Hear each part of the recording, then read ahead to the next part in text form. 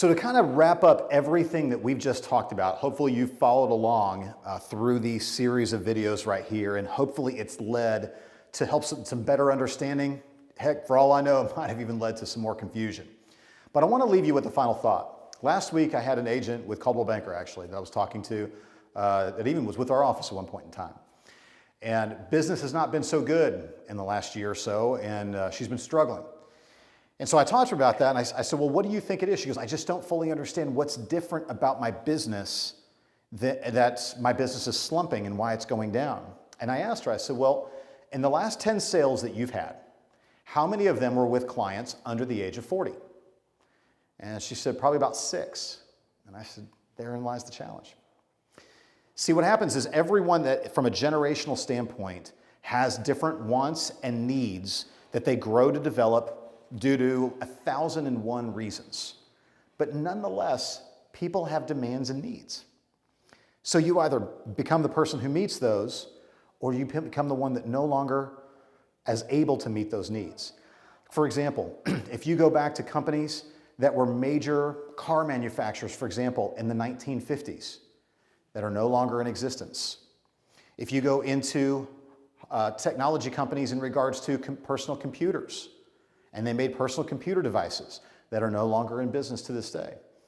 Whatever the case is from a product standpoint, whether it be Ford, Chrysler, through Lee Iacocca, for example, who met the needs of the baby boomers for that baby boomer generation. Coca-Cola, for example, met the needs of the baby boomer generation. If you don't target and create something for what's coming at you and help meet the need of the next generation while still taking care of the current one, no matter what, the next 4, 5, 10 years, those are the people that are no longer in business. Those are the companies that are no longer in business. Many of you, for example, who have been in this industry for a while, you were around when we still operated off of MLS books. You were around before Realtor.com became a thing. You were around before Zillow was even a thing. When Zillow came out, nobody even knew what Zillow was and how it related to real estate. For those of you that are around before those times, you knew who the top producers were on the market. But the question is, since everything has changed and moved to where we are a digital-based company now and digital-based industry now, how many people never made that transition or change?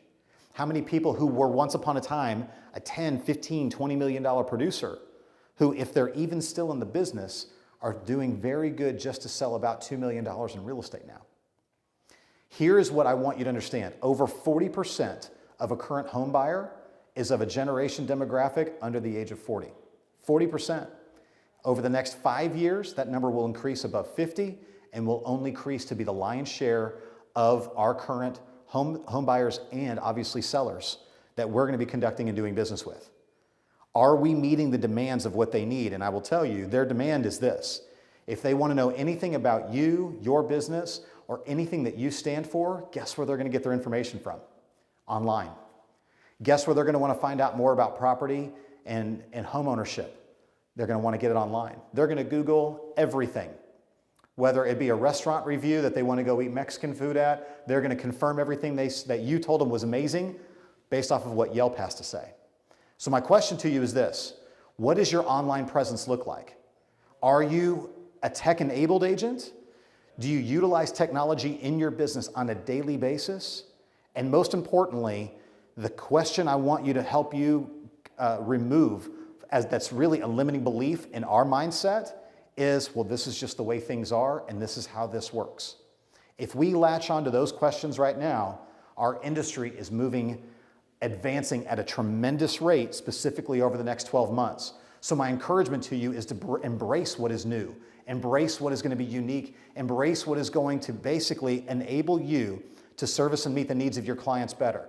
Just as technology to this point has enabled you to service and meet the needs of your clients even better and even faster than you used to be able to.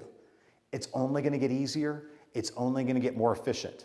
Are we going to go through a phase where we have to learn? Is it going to be slightly uncomfortable? You bet. But let's face it, if you've been in real estate for any length of time, that's been a constant for you. You've had to embrace change on a consistent basis if you've been successful in this business, and it will only continue.